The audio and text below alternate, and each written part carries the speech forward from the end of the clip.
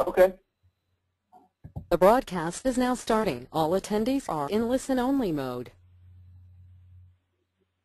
Good afternoon, everyone. Tim Harridge here with the REI Expo, and thank you for joining us on this cold, crisp Friday afternoon in Dallas. We had snow for the second time in a week and a half, which is making me want to move to South Florida. So, all that said, you should be able to view Chris Friedel's screen. During the presentation, if you have any questions, we're going to try not to stop the presentation. We'll try to hold questions until the end. So in order for that to happen, there's a little questions panel down at the bottom. So go ahead and type any questions or comments you have. If you're having an audio issue, type it there, and I'll do my best to answer it. So without further ado, I'm just going to turn it over to Chris Friedel. Thank you, Jim. We are Longhorn III Investments. We're hard money lending. A lot of you are looking at trying to find how you can finance your properties and maximize your returns. And so what we're going to go through today is how to use the private lending marketplace to purchase more properties, to be able to create more cash flow with the resources that you have to invest in real estate. Okay? We're going to walk through those steps. Just a little bit about us before we get started is, we are we started out doing one hard money loan. It was, Mike Hoffman's one of the owners, and his mom did the first loan. We were working a lot with wholesalers, and we would go out there. We'd see that they would come to our title company. We have a title company, and they would, wholesalers would sell properties, investors would purchase them, rehab the properties, and we saw that we could lend out the money and help them go through that process. So we started out doing a few loans a few years back, and we've kind of built it up since then. We work in Dallas, Houston, San Antonio, throughout Texas. A little bit about what we do really is, let's get here through the hard money process. So private lending, it allows you to purchase a property, rehab it, and then refinance out without having to put all the cash up. Right now, in the conventional lending marketplace, if you purchase a property, a bank will require you to put 20% down as an investment property. You then have to come out of pocket your rehab amounts. For easy numbers, let's use $50,000. You purchase for $50,000. You're going to put $20,000 or $25,000 into it.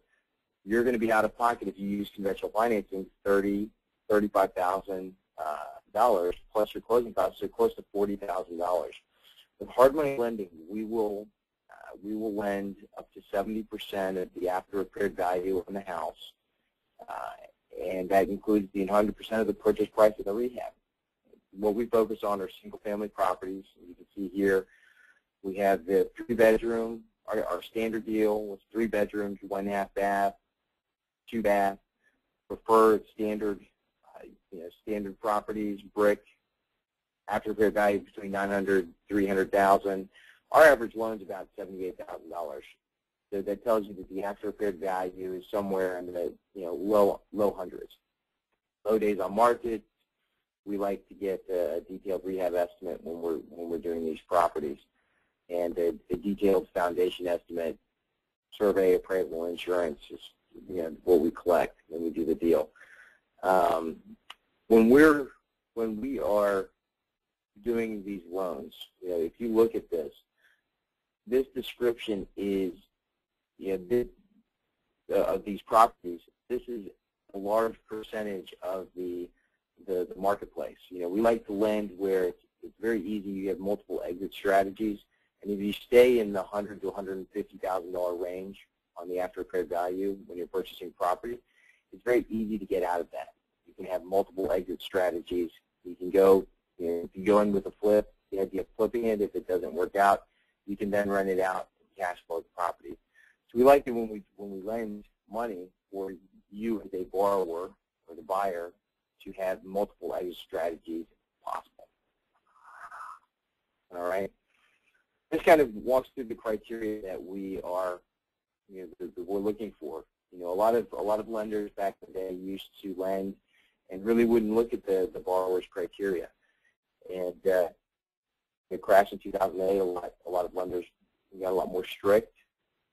Yeah, looking at having our borrowers and buyers be as successful as possible. Hard money lenders out there, some hard money lenders will loan to own, meaning they don't have borrower criteria. They'll let someone get into a deal that they probably should not be getting into. If you don't have the cash reserves to pay closing costs and make the interest payment and have a little bit extra in case something goes wrong, some lenders will lend to you and you hope to take that property back. We don't like to take properties back. We have a very low default ratio on our loans, and this is part of the reason why. The borrower criteria is 650 credit score. When you're flipping, 680 credit score if you're buying, rehabbing, and renting.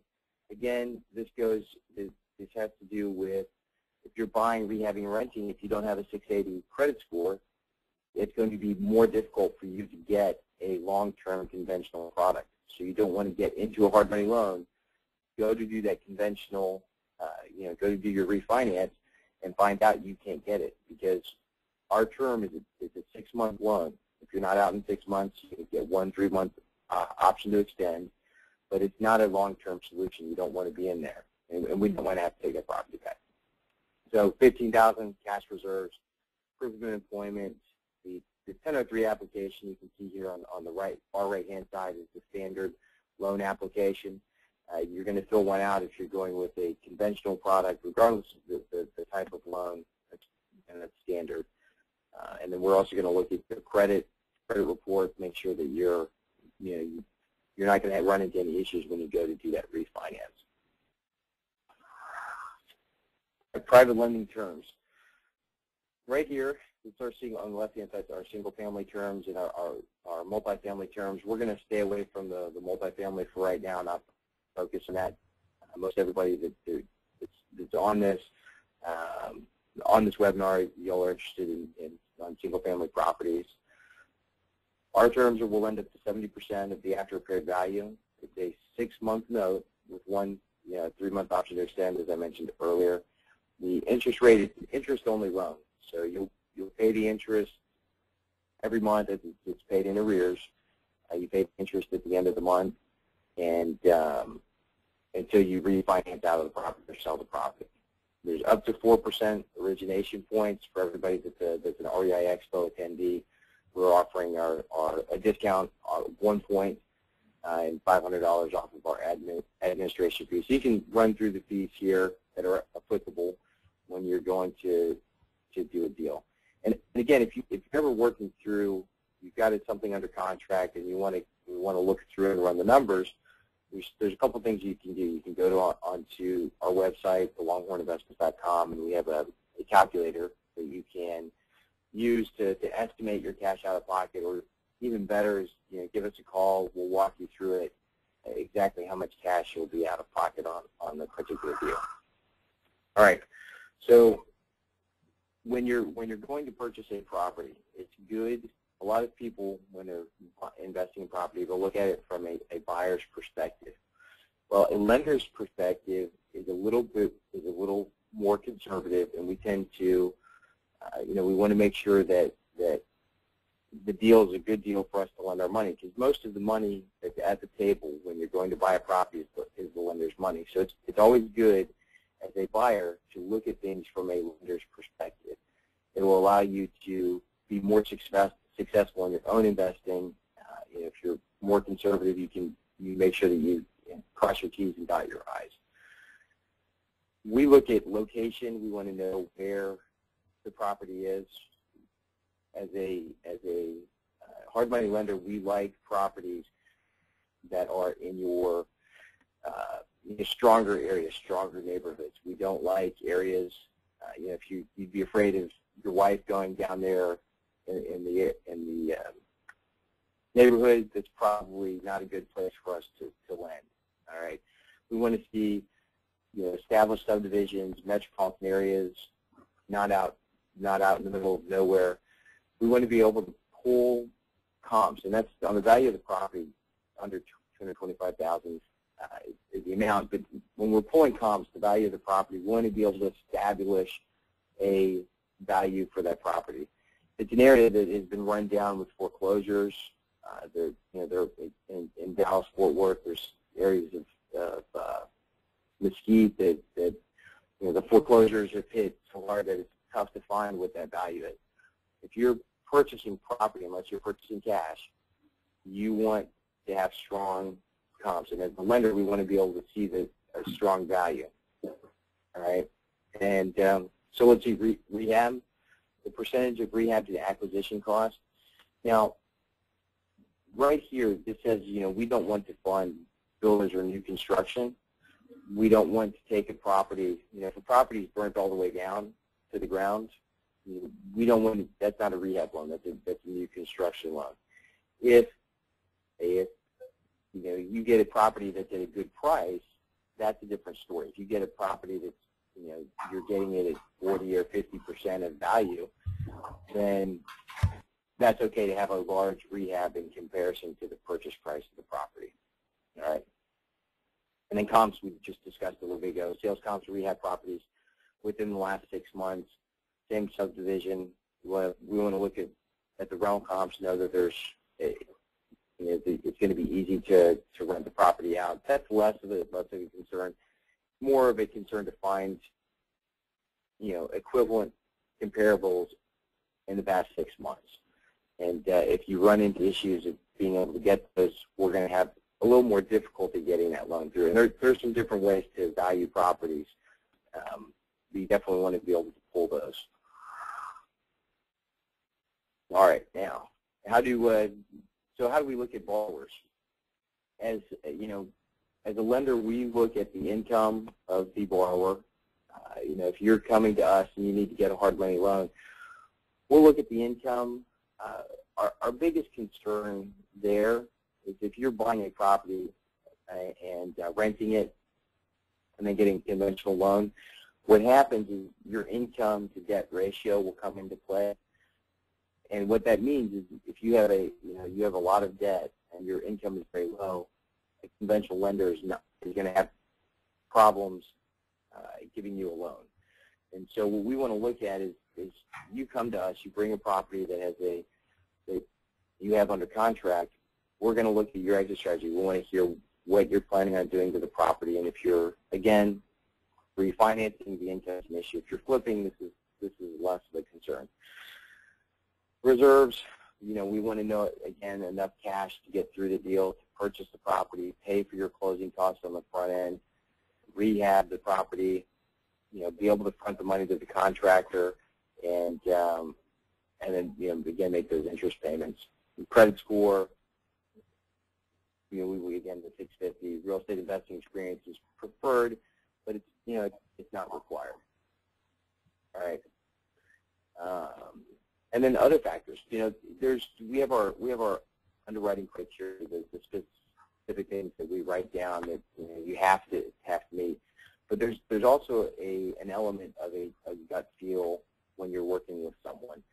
And if we have someone that is looking for money and they're not timely and responding back, when we request money, we will, when we request documents, we are trying to determine whether or not we are going to fund $70,000, $80,000, $120,000. We're wiring that to a title company on your behalf as a borrower. And if someone is not responding quickly with getting documents back, that reflects on how they may, it could reflect on how they may pay back on the loan. If they're having problems getting the documents on the front end, getting its information, then it makes us a little weary, wondering, well, are we going to have issues when we go to get our payments? All right, and then we'll look at the number of existing properties that someone has. We'll want to get personal guarantees, and then how many projects someone has going at a time is also a factor. All right. Now, understanding the financing proposal, this is the process of using a hard money loan, what happens once you have it under contract and you've prepared the rehab estimate, you can send that rehab estimate to, you'll send the rehab estimate to us. We're going to go through the process of sending an appraiser out to a property and determining what is going to be the after repair value on a house. So if you're buying it for 50, putting it for 20, the appraiser's job when we send him out is to determine as accurately as possible what that value will be after you're finished with those repairs. And so once you've done that, the appraiser comes back with the value, say $100,000. We go through and you can see right here on this financing proposal, the acquisition cost on this property was $60,000. It's $12,000 in repairs, 3 points on the loan amount. We have the admin fee, all these fees right here. Appraisal, survey, credit, hazard insurance, title. Now the total purchase price is $77,400. That includes the acquisition cost, the repairs, and the estimated cost of the loan. Okay, and so the estimated cash to close. Sorry about that. Since our loan is $70,000, that leaves $7,400 that the borrower is bringing to the table. Now, this is assuming an after repair value of $100,000. All right. Okay. Now, once you close on the property, that was the financing proposal. So, we're moving forward to closing on the property. Once you've closed on the property, you start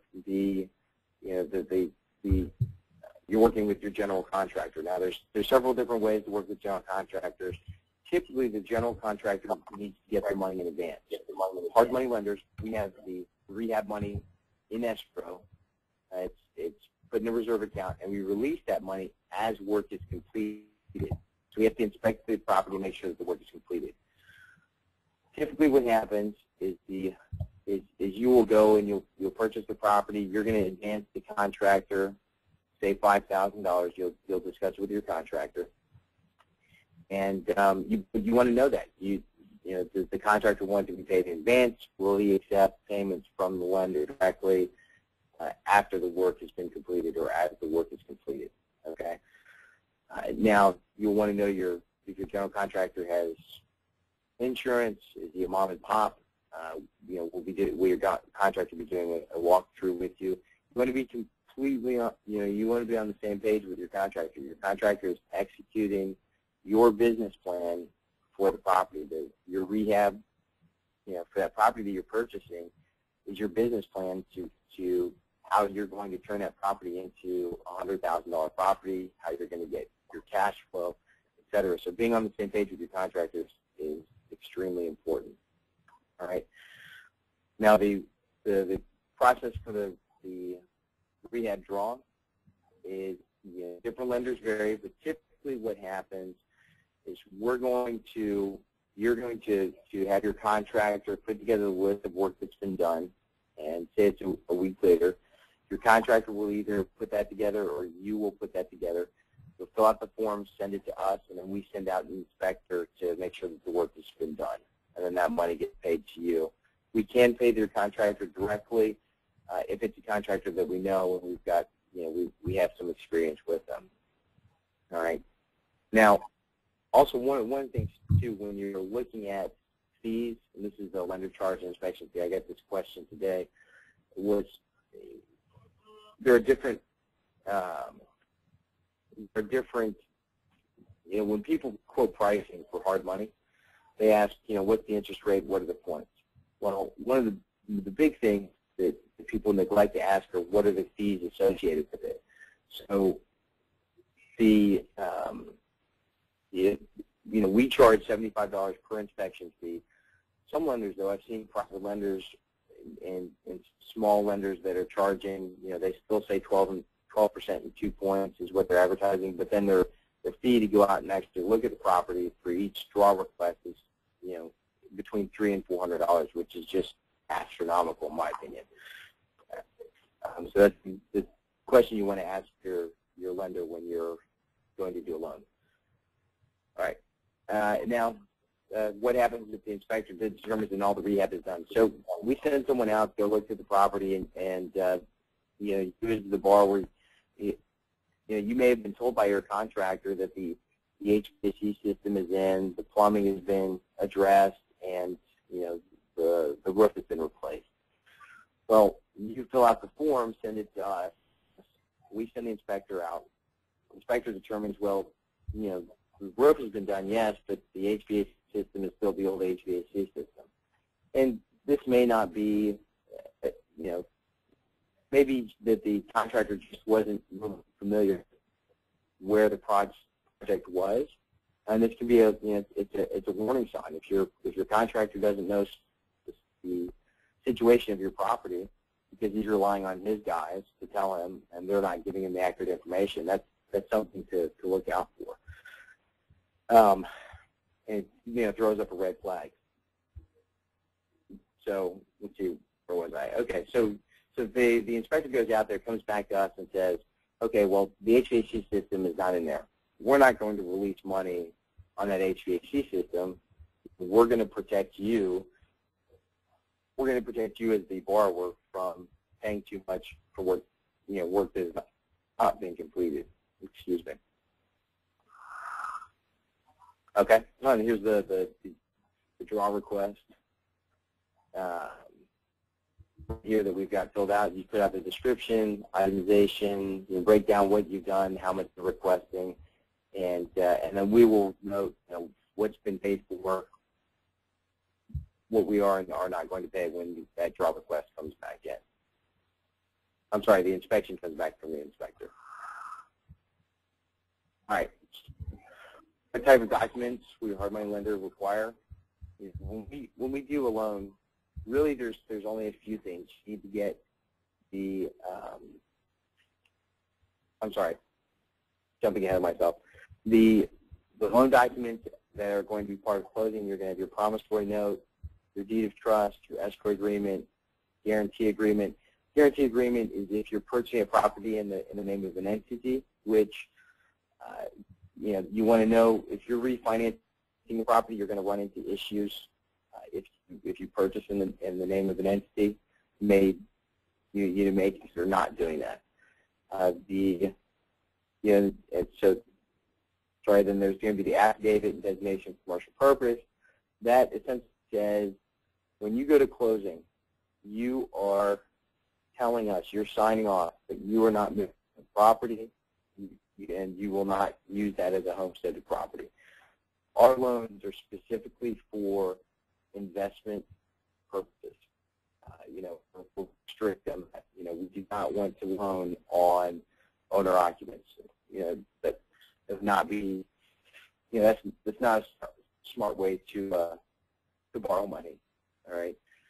Now we get the notice from lender's attorney to the borrower, and then the lender's instructions to the title company. That's going to be, you know, we're going to go ahead and wire money to the title company. All right, there's the other documents: title policy, survey, property insurance, appraisal. These are all things that you'll need to get together when you're purchasing the property. Okay. All right, so that's the kind of the hard money process. You know, this is a little bit more about us, our affiliates. We have Hoffman Messina, which is a, you know, it's our law firm. It's how we started out, and we grew into the hard money lending business. We have, so it's First Western Title. We actually just changed that. We now have XL Title, who we're with, and we're a fee office for them. And the Trade Realty Investments is the private lending real estate entity that lends on, that funds 99% of the hard money loans that we do. On the fees, we charge, this is for our Expo attendees, we charge 3 points, $500. The average loan amount is, you know, it's savings of about $1,500. What you'll need to do is just, when you're going to get a loan, just that you're an REI Expo attendee, and we'll be happy to get you squared away. Also, we have several apps, the Rehab ROI Calc, and we also have the Rental Calc, and you can find those on the App Store. So just download them; they're $1. And like Meryl always likes to say, that if you buy the app and you do a loan with us, we'll go ahead and refund you your $1 for the app at closing. That's really it. That's kind of the breakdown. These are contact information. If anybody has any questions, wants to contact directly on helping you through any properties, we're more than happy to walk you through specifics on any individual deal. Tim, if they're buying any properties off of you, we're more than happy to finance those properties. Yeah, yes, you are. And I'm more than happy to let your money pay for their purchase too. That's right. That's right. So do we have any questions? Okay, so at this time we'll go ahead and open it up for questions. If you have any questions, you can chat, raise your hand, etc. All right, we've got a question from Rick.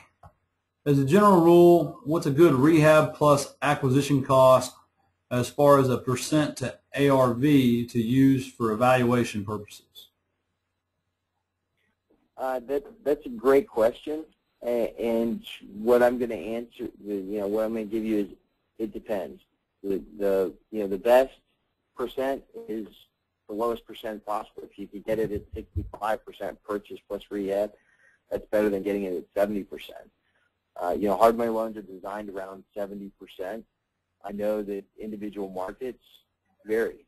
There are people out there that, based off of your personal investing criteria, people will pay 80 cents, 85 cents. I had someone call me; they were purchasing at 93 cents. Personally, I wouldn't purchase that high, but in some instances, it can make sense. If your cash flow is very, very high, and if your personal criteria is to get a 37% cash-on-cash return, excluding vacancy and maintenance, then if you find that property, you may be in at 80 cents on the dollar. And so I think that it really depends on what your strategy is. What are you trying to accomplish with the money that you're investing? Yeah, and I'll even follow up on that, because, Rick, one of the things is it really depends on your strategy, on your resources, and then also your ability to locate and acquire houses. I always give a good example. Someone like me, I buy lower and deeper than really the general public and most of the real estate investing consumers. But it can be a bit misleading, because I also spend a lot more on advertising and office staff and acquisition support than the average consumer. So by my structure, I really have to buy at a lower percent to ARV to make my business profitable. If you're just going out on the weekend to look at houses and you're not advertising, you're looking at wholesale deals, or you may be looking off of MLS, well, you can honestly, literally afford to pay more than I can, because you do not have the expenses that I have. So to add to that, Tim, let me jump in there and just add one more thing. Not only that, but there's a value that you're bringing as a wholesaler when you're doing direct mail and you're contacting people with absentee owners, and you're going through all that process. There's a value that you're providing, and you should be getting things at a better discount. There's really two ends of the spectrum. You've got the somebody that doesn't have a lot of time and needs to invest in property, and then you have someone that's going out there and building a business around acquiring properties at a discount. It depends on how much work you're putting into it. If you're put more work and more effort, and you build a business around getting properties at a discount, you know, you're going to be in that position.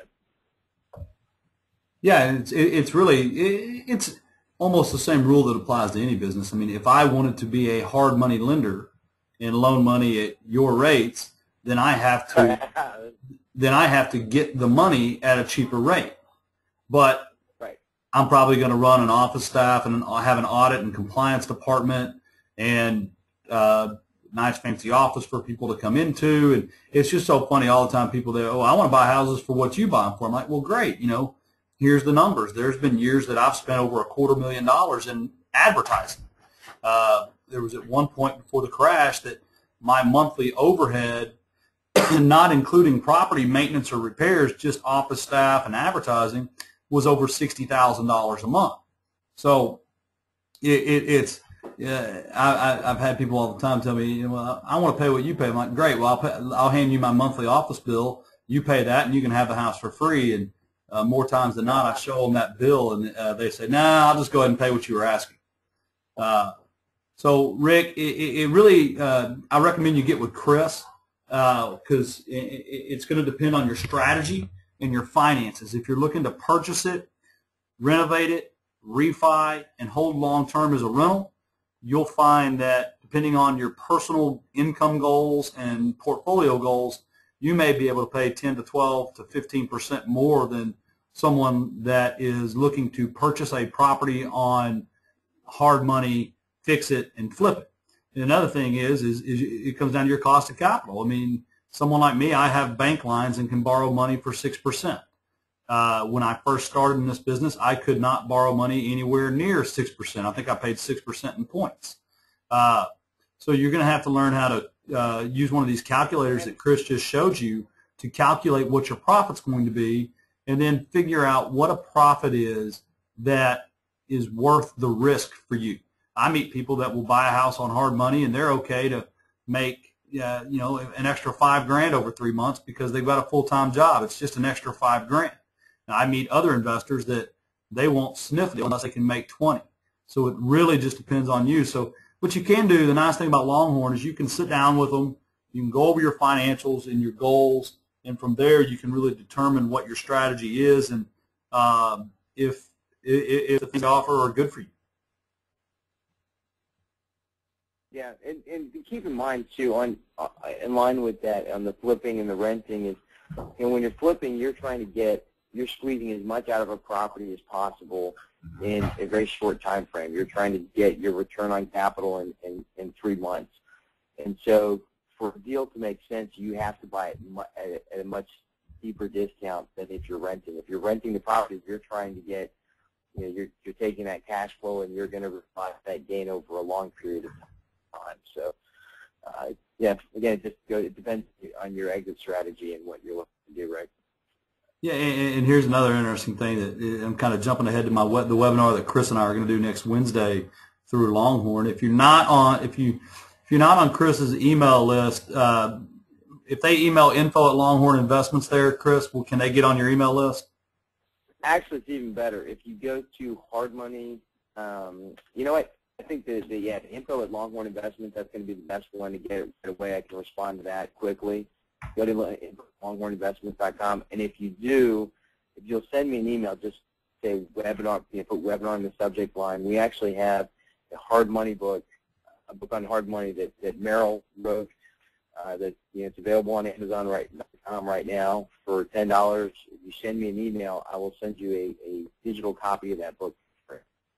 Yeah, and so Rick, one thing that we're going to talk about next week is going to be what is market value and what is the supply and demand in a specific area. So so many times investors will contact me and say, well, I'll buy anything in Dallas for 70% minus repairs. I'm like, well, great. I'll send you a 2-bedroom, 1-bath in the hood, and I'll be happy to sell that to you for 70 cents minus repairs.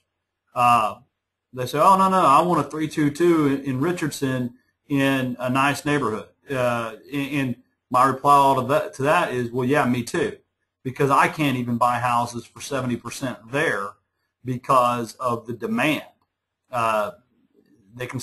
Sellers there can put a sign in the yard and command more than that in a weekend. So your acquisition cost and rehab as a percent to ARV is going to vary by the neighborhood.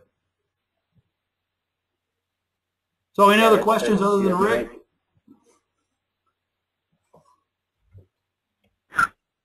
Chris, he wants to know what the app name is again on the App Store. We have two apps on the App Store. One is called Rehab Calc, C-A-L-C, and the other one is called Calc. It's STZ Consulting, the programmer on there. So if you just go on the App Store and just put Rehab Calc, it should pop right up for you. Rehab Calc is for flipping if your strategy is to flip. Rental Calc is if you're looking to rent. Any other questions? That it? All right. Well, Chris, thanks for your time, and I'll see you in a couple weeks at the REI Expo. Sounds good. Looking forward to being there. All right. Bye-bye, everybody. Talk to you later.